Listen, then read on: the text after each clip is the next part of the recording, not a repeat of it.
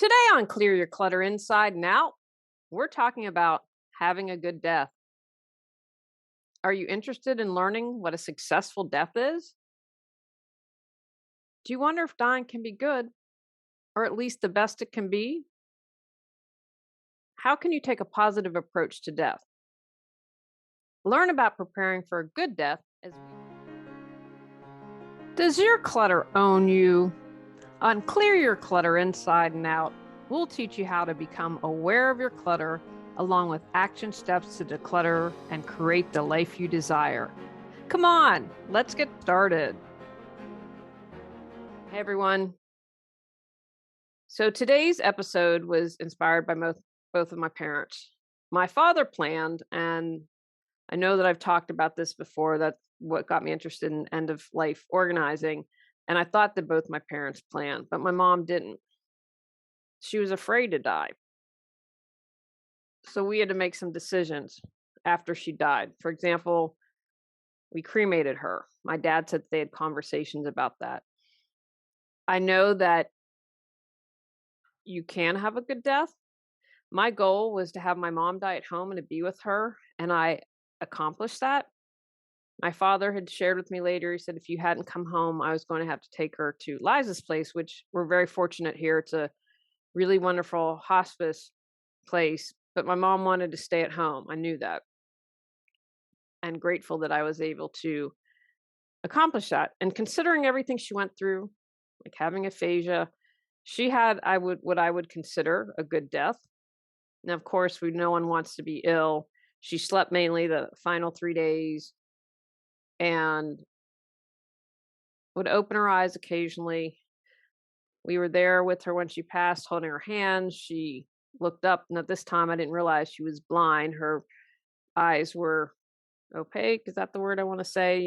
Just white and had a film on them. And hearing is the last thing to go, which I kind of laughed because my mother has hear a pin drop from 1,000 yards. And we were with her. And it was a really incredible experience. I felt angels, and the room was crowded with people welcoming her to the other side. I've never been with someone they died. And a couple weeks after my mom went to her next adventure, I was really upset. I was really missing her that day. And I'd taken my niece to improv class, and I love those free little libraries, and I'm hoping to get one in my neighborhood. I figure I can convince my husband to build one.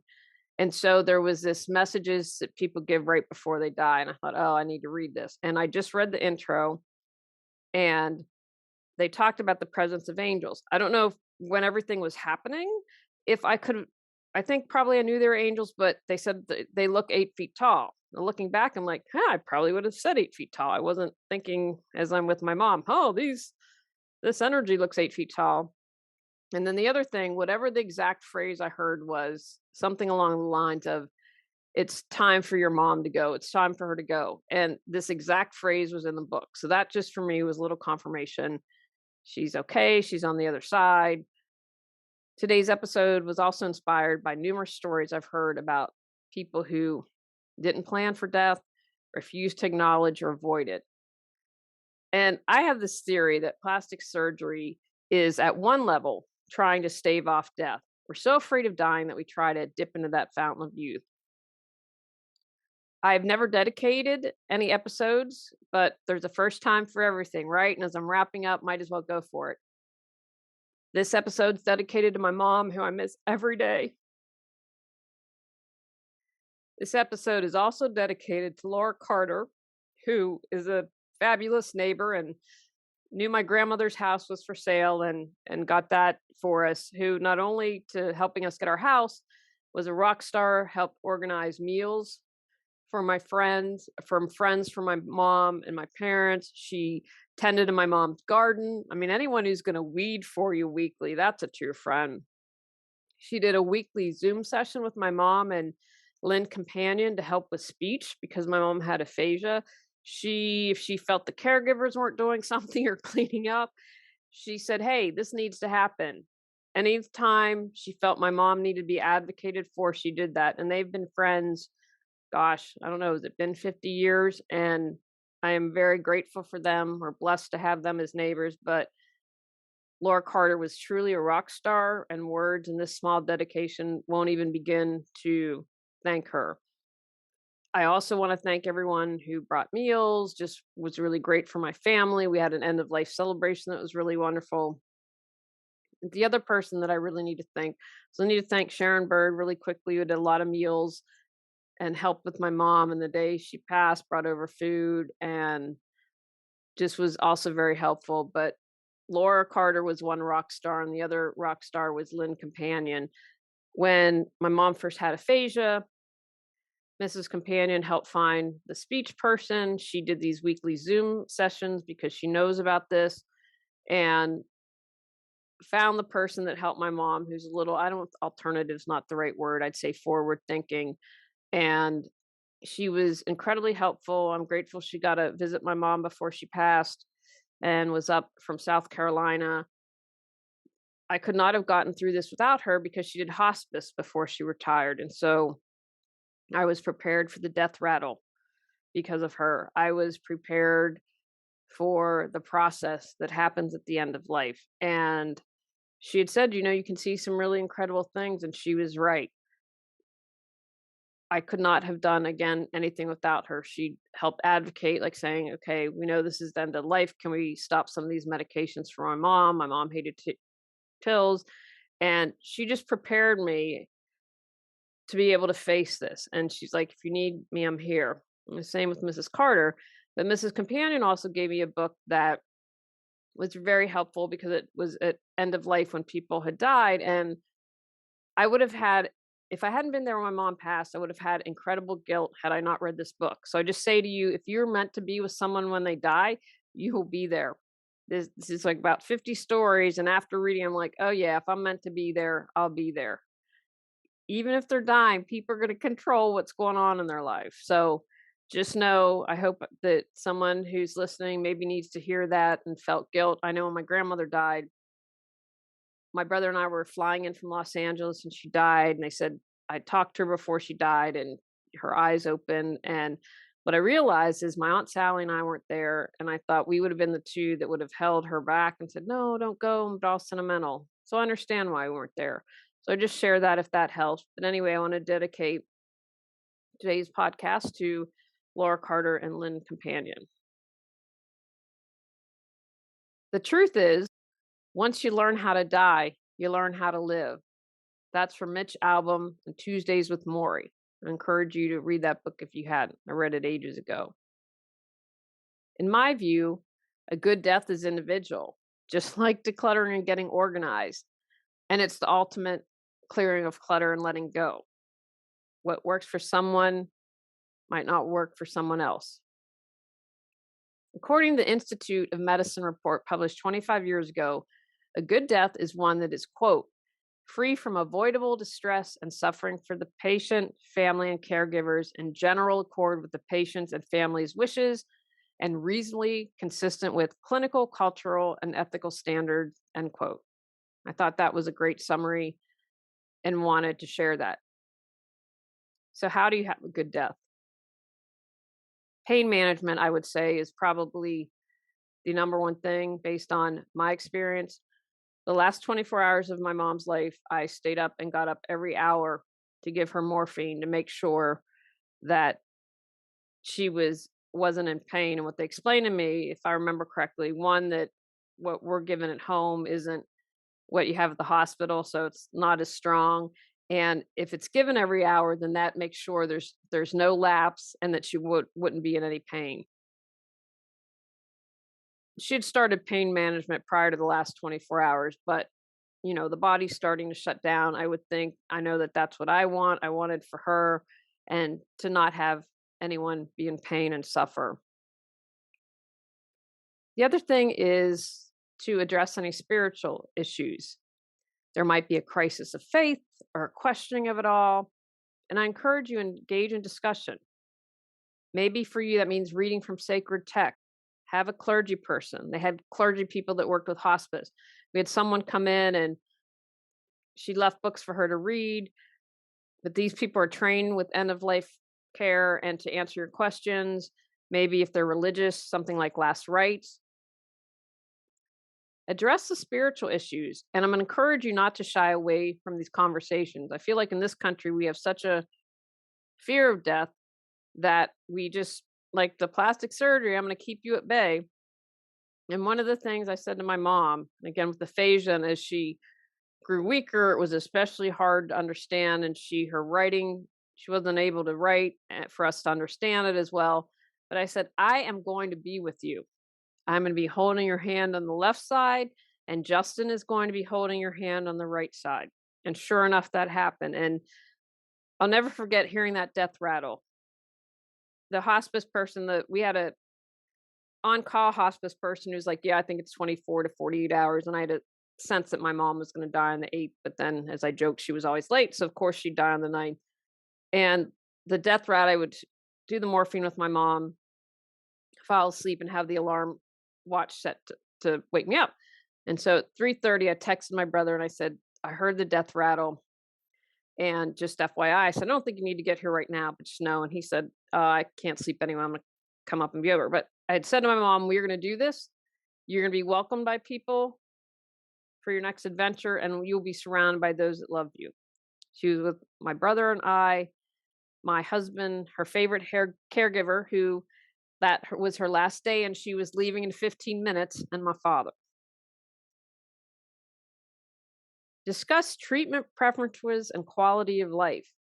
I personally believe, after everything, that we need a national right to die law. And I'm going to encourage you to read Being Mortal. There's a link to it on my site under End of Life Resources. This was written by a doctor and what he went through for his own father. So be really clear on what process you want to happen and what you're willing to do. Now, I don't have the particulars, but I know my uncle's partner died a couple weeks before my mom, and I felt his presence. He definitely helped her cross over. But these were his last words that my uncle shared on Facebook and that I thought were worth sharing. I would like to have the chance to terminate my life with all my friends and family together saying farewell. I just wish this would be very short. To drag out the process is unkind. I am dehydrated, vital signs deteriorating, my breath is tight and short, my heart is failing, all of which amounts to sitting and waiting for death.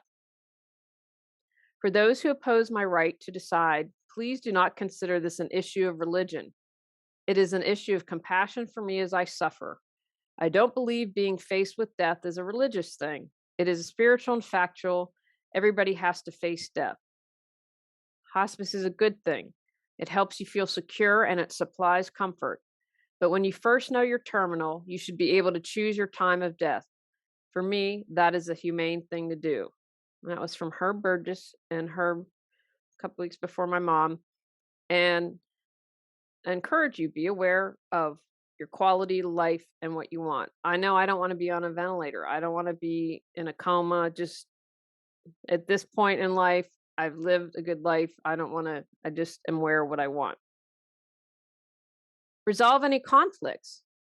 You might not be able to. My mom had a sister that even though she's passed, she's still estranged from her. And I said, do you want me to try to find her? Do you have anything you want to say? She didn't. And I think that that's okay. I don't believe that you have to resolve every conflict, and don't think you should force that on anyone. I was talking with my husband this morning about something. I was like, oh, I should have made another decision. And sometimes in our emotional state, we don't know, but I don't believe that anything would resolve. And so there's conflicts with yourself. And it would be more important to get right with yourself, in my view, than whatever you question. Now, again, I think forgiveness is really great, but that can't always happen. And don't judge it. You do the best you can. And I don't think it's necessary to resolve everything or have forgiveness. I'm not a fan of people. I've heard stories who lead a very immoral life and on their deathbed want forgiveness and they want last rites and they want to be absolved from that. I'm like, well, I don't think your 5-minute confessional should overrule a life of debauchery. That's just my personal view. And resolve what you're able to. And It is what it is. And again, you have to be able to get right with yourself. But reading that book of people and needing to see certain things and people trying to resolve things, and it's just really interesting. In one, for instance, the son was gay and the father rejected him. And the mother said, "Please, he wants to see you before he dies." And the father never came. And so that son, I can't imagine that. Imagine that would have been incredibly painful. But the son had to get right with himself, be okay with himself, and he can't change another person. So I'd say do what you're able, but you can't control another person. As I was doing research for this, I read something that suggested there are four basic messages that a person needs to communicate at the end of life. Now, this reminds me of, I can never pronounce it correctly, Ho'oponopono, and I love you, thank you, I forgive you, please forgive me. I can't remember if that's the same. And so those are, I think maybe thank you. I don't know if these are the same thing. So they're I love you, thank you, I forgive you, please forgive me. We celebrated my mom with Christmas, so we did Christmas in July, which when I lived in the national parks, that was something that we celebrated. And so we all wrote letters to her, and she was still in good enough shape to read them. And I have to laugh. My husband wrote probably the shortest letter ever, but my mom put a smiley face. Had a little joke about fighting the good fight, and that put a chuckle on her, which was really nice. I know we all had humor in our letters, and I think that that's really important. And we all took turns talking to her privately the day she died, which I think was really great. And we were able to call people like Laura Carter, and I was able to put the phone up for Lynn to tell mom goodbye, and very grateful for that. But I love you, thank you, I forgive you, please forgive me. And I know those were things that I put in my letter, and I felt good. I felt I left everything on the table I couldn't have done anymore. And so I'm grateful for that. You have all the answers within. Got Clutter, 365 journal prompts books support you in figuring out how to clear your clutter. Get control of your clutter so your clutter doesn't control you. Reclaim time, money, sanity, and resources. Choose from physical, mental, emotional, spiritual, energetic, holidays, relationships, financial, health, or compilation volumes. Free MP3 meditation with purchase. Learn more at reawakenyourbrilliance.com. Try and honor wishes that are doable. Now, you can't do everything. We did Christmas in July because she loved that. She died 15 days later. Could do it at home. I got a snow maker, was awesome. And I think she really got a kick out of that, but made this great fluffy snow. So make sure you can do it before you promise anything. And make sure it's what the person really wants and not someone else. Don't try to force your wishes or what you think need to be done. I have heard some interesting stories around that. So try and honor what you can. My mom didn't express that she wished to have a final Christmas, but we knew that that was her favorite season. She still had the Santas up from the 2020 Christmas. So do what you're able to. Talk about what they found meaning doing. It might be about all the people they loved and loved them. My mom was so loved and she was so much fun. I did not get her fun personality, unfortunately, but what are you gonna do? Sybil, who's like a second mother to me, and I'd encourage you. Years ago, I put this interview up, but Sybil was a really incredible human being, and I encourage you to listen to that. People can talk about how they've made a difference. Sybil touched so many lives. One of the things when I visit her twice a year, and she would save baskets. She had a basket of letters she would save that people had written to her, and when she was feeling down, she'd pull them out. And I was grateful that a couple of my letters made it in. But you could tell what an incredible life Sybil led and touched so many people. And I found out lots of things after my mom passed and how she had touched people in ways I didn't know about. Maybe volunteering was important to them. maybe being the best teacher they could be. Maybe they were a sports person and being physically fit gave them purpose and meaning. Have those conversations. Number 8, let people say what they need to say. Respect the process. There's no right or wrong here. Sometimes people need to get stuff off their chest. They're not going to act on it, most likely, but they need to express it. I need to say you hurt me. I need to say I'm angry and here's why. And then that can sometimes lead to resolving some conflicts.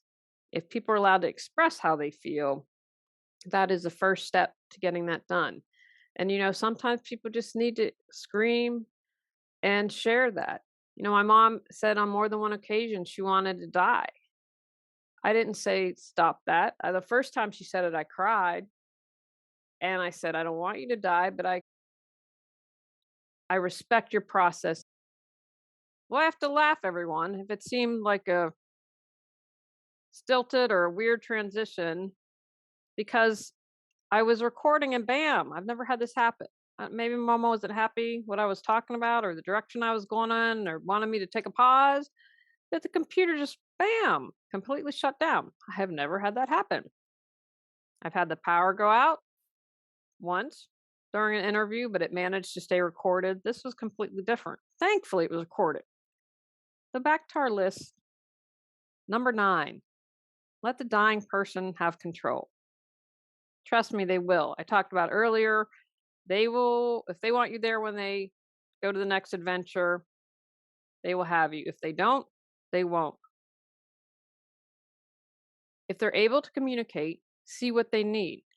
Some people want solitude. In that book I read, this person had 24/7 caregivers, but wanted to pass on her own. And the one time when the on-call caregiver, the person who was there, and the new caregiver was coming to relieve her, needed help with heavy equipment, she passed. See how conscious they are. They might want to sleep or be very aware. My mom slept 3 days. Sybil did as well. Sybil's last word, this is great. Take me now, take me now, take me now. When my friend, her grandson, told me that, I was like, yeah, I'm not surprised. That sounds very Sybil-like. My mom opened her eyes shortly before she died, said she was blind at this point. She looked up at the corner, and we just kept talking through her the entire time. But if they're able to see what they need, let them control that. It's about them and their process. It's not about you. Was it tough hearing my mom wanted to die? Absolutely. But I had to respect it.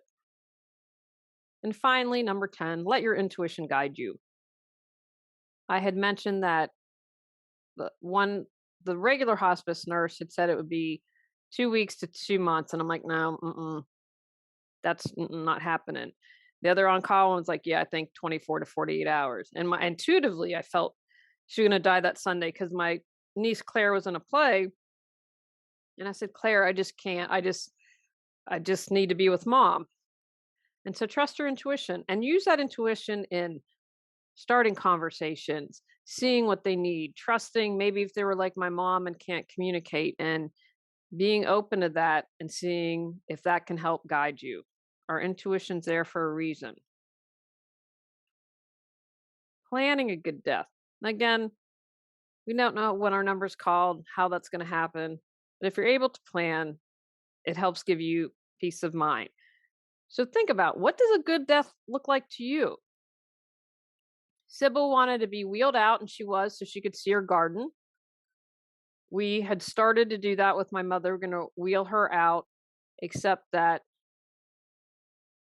she was in a hospital bed. Anyway, they were going to bring in another hospital bed and switch them out, but we just decided it was easier since she'd been sleeping just to keep her there. You're going to have medical considerations. You want to make sure this is written out. This is super important. You want a medical power of attorney. Now, this might be under just one power of attorney, but sometimes people have this separated. Be very, very clear about this. You also need to be aware, if you end up in a religious hospital that's affiliated with a church, they might not honor your end of life wishes. So that's just an FYI. Like I've said, if I pull the plug, I don't want to be in a coma, just pull it. I want to be very clear about that. I don't want to take, my mom had signed, they turned off her defibrillator, which, if I understand correctly, it wouldn't restart her heart. I will say the wrong thing medically. And that was really hard for me. I started crying and had to leave. They had me read explaining everything. And one of the worst times I felt, because I thought, you got to support her and be there. And I had to let Olivia, who's one of her really wonderful caregivers, read it. And it didn't kill her right there, obviously, but it was signing off, and she had the pulse. It was in bright pink on the fridge, saying like, I don't want crazy stuff to keep me alive. So have all of that. Have your living will, your end of life care, what you want, the physician's order for life sustaining treatment. That's what PULSE stands for. Write out everything, make them known. Cremated my mom because she and my dad had had several conversations about that, and that's what she wanted. I think she was afraid of dying. And one of the things that the grief process has helped me with, and seeing signs that she's still around, that she's at peace now, because I struggled with that. I still struggle with that a little bit. Just be very clear in what you want. And then we'll just trust that it's honored. But I hope by the time it's my time, if I'm in a situation, I would be able to make the decision to take morphine or whatever it is that you can do, because I don't want to lollygag around. And like Herb said, it's painful. He's having trouble breathing. No one wants to stick around like that. How can you prepare to help someone else have a good death? Like in life, be as present as possible. As hard as it was a wonderful experience. I had to be present to advocate for my mom. I talked about this a moment ago. We're like, let's move her to the living room. She can see her plants. And I was like, you know what? No, she needs to stay put. And we just need to have her in her bedroom. I just had a strong feeling about that. Just being with the person is something. One of the times I felt truly present and in the moment, because there was nothing that I could do, but I know she knew that I was there. I was just present. There wasn't anything else I could do, but I know that she felt that, and I know that that made a difference. Our body might be shutting down, but we're still there. Our soul, our spirit is still there, attuned to all of it. Know everything that's going on. You can read those interesting books about people who have died and come back to life. You can say, I heard the conversations. I could see them resuscitating me. I could see all that. I could feel all that. I'll never forget the story when I was in LA that was in a magazine, and a woman I guess she had died temporarily, but traffic had stopped. And it wasn't in the particular situation where it was for me, but I always remembered it moving forward. And she said she could hear people saying, jump, just get on with it. Oh my God, and be late. And she said, and she heard one person praying for her, and her spirit, I guess, flew over. I don't remember all the details, but that always stuck with me. They know what's going on. We sense all that. Create a sacred space. You can do this in a hospital. Maybe it's an incense or a candle, although if they're on oxygen, you can't have a candle, or reading from the Bible or spiritual text, or sharing what you loved of them or fond memories. One of the things we did, my mom loved to travel. And so Justin found at Target a big map, and we put pins in it. And we wrote down, all the places that she traveled. Holding your hand. My brother and I held my mom's hand. My dad was at the foot of the bed, and Hannah was next to him, and my husband was next to me. We were able to create, I call it holding space. So I held space for love, a peaceful transition, and for people to support me. And I have to tell you, I mentioned earlier, it was crazy. It's like I could feel these angelic presences, these huge. The one was at the head of her bed, and one was at the foot, and the room was crowded. And one of the things when I had conversations, I was like, well, I think mother and daddy will be there. And Athena, my cat, I've asked her to greet you. I've asked Sybil, and she knew Sybil. I'm like, I've asked Sybil to come. I felt Herb's present, but I don't know. Maple and Alan, I know, were there, but I was overwhelmed at the number of people there to greet her. Just know whatever that means. It can If you don't have a candle, or you can't have a candle or incense, you can hold that space and create something sacred for transition. Provide physical comfort. I mentioned this all the way in the beginning about pain management, for pain, for breathing. Maybe their skin gets irritated. My mom got sores because of uh, being bed sores. Bag balm is what Mrs. C recommended. So at the end, that's what we were using. Ice chips. I put a washcloth on her lips and would squeeze some of the water to help try to keep her from being completely dehydrated. Maybe it's turning on their side if they're uncomfortable. Feed the bite, maybe bites of food if you can. I know my mom didn't eat the last 3 days. Near the end, watch your temperature. If they're keeping, looks like they're moving the blanket, they're probably too hot. If they're hunching their shoulders or moving around, maybe they're shivering, that they're too cold. And again, touch. I think touch is so important. Hold their hand. Listen. I'm reading this book that I started when the day I was feeling sad, and the exact words when I heard when she passed. And so I've been reading the different stories, and some people, they just go in their sleep. I was shocked by that. My friend said, "Oh, the grandmother, they didn't even realize she had passed." I thought, wow, because when I heard the death rattle, it was loud. I dozed off. And I was like, dang, it was super loud. And I'm deaf, and it was super loud. But people go different ways. And so just be there, listen. Maybe they can say something right before they die. Just listen. Consider soft music, low lights. If there's any music they particularly enjoyed, have that on. Talk to them. They are still there. I've said it a couple times, hearing's the last to go. Let them have their experience. I know I saw angels and felt spirits of many people, and some of you aren't going to believe that. That's okay. I didn't talk about it until after she went. I wasn't like, oh, hey, I can see angels, or wow, the room's crowded. I wanted my mom to have her own experience. It's about her. It was her journey. The entire time, the five of us just talked and held hands. I said, Mom, it's okay. We love you. We're going to be okay. We're going to take care of each other. What? Oh, you can be social again. You're going to be able to talk. Mrs. C had shared she had a very vivid dream with my mom in it. And I have no doubt it was my mom contacting her and visiting her. It never convinced me otherwise. My brother just got back from a trip, and he said, "Oh yeah, we saw a butterfly." My brother thinks I'm the weird one in the family, and I'd written this post on Facebook about how my mom loved butterflies, and she had some in her bathroom that I now have in my bathroom, and they keep showing up. The other day, I'd been in her bedroom thousands of times, and my niece was occupying the downstairs bathroom. I'm like, I'm just going to run use my parents. So I sit on the toilet, and I look up, and there's this incredible butterfly painting that she had put above the door. I'm like, I've been in that bathroom thousands of times. That's a wink and a nod from my mom. So I was like, Dad, I know I went through the paintings, but I'd really like this butterfly one. Get a break. Caregiving is tough. Find a support group. I had my alumni, Mount Holyoke, they have a caregiver support group. Couldn't have done without them. They're fantastic. Have your friends help. Call in hospice. Hospice is a great resource. And if you have some extra cash and they do a great job, consider donating.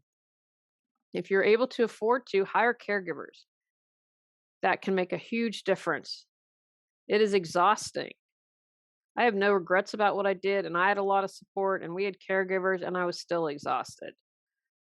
My dad was really good about take a break. My husband was like, take a break. The feeling overwhelmed at times. But you've got to take care of yourself to be able to care for someone else. Give reassurances. Okay, I'm going to tell you a weird thing. At this point, Tony and I need to hash it out a little more, but I want to be cremated. I was thinking, if he wants to be shot in space, I'll be a sport and do that with him, although it would be cremated for that too. And so my instructions are going to be, and I laughed because in the hospice book that Mrs. Companion gave me, they had a story about this. And I said, oh, I'm not the only person. That's me. Oh, I feel so much better. Because I personally believe, talking with a friend the other day, reincarnation. I've been to this planet before, but I'm also doing the multiverse theory that you are my life in 1560 is going on. My life in 3032 is going on. And so I'm like, I know I've experienced some unpleasant deaths. I said, and my instructions are going to say, if I go with cremation, make sure I'm dead. Wait a couple hours. Whatever you do, just please make sure that you're willing to make sure that I am actually super dead when they throw me in the oven to cremate me. It's like when they used to, the 1800s, have the bell in case you're buried alive. I know something like that happened. It gets me, creeps me out big time. But one of my things is going to have a cup of coffee, have some cocoa. I'll try to bake ahead and have something in the freezer you can take out. And they had the hospice come and do some things to help prepare. And then the funeral home came, and I just sat with her the entire time and held her hand until they kicked me out. And I asked the hospice nurse, okay, she's dead, right? And I said to Justin, he's like, yeah, she stopped breathing. It's a little quirk of mine, but I'm going to ask that whoever's with me give reassurances. And I'll put that note out for the other side to tell me that too. And tell them things. I'll take care of your pet, your plants, your kids, whatever it is going to help them know. Like we said, I'm going to be okay. You can go now. We're going to be okay. We're going to take care of ourselves. Just reassure, make that transition to the next adventure as easy and them as possible. And remember, it's their journey, not yours. Your day will come someday, eventually. We know that, like what, death and taxes guaranteed. Take actions from today's podcast. Contemplate your mortality and what matters most. I'm going to add contemplate your morality, because that I stumbled on that word several times, so I feel like I need to share that. Understand what a good death looks like to you. Plan and prepare for dying. Make your wishes known in a legal document and with loved ones. Know how you can support someone in having a quality dying process. Go out, clear your clutter to create the life you choose, deserve, and desire. Clearing your clutter allows you to share your gifts with the world. Get your free self-assessment to discover your clutter priority at reawakenyourbrilliance.com. If you've enjoyed Clear Your Clutter Inside and Out, please rate, review, and share us.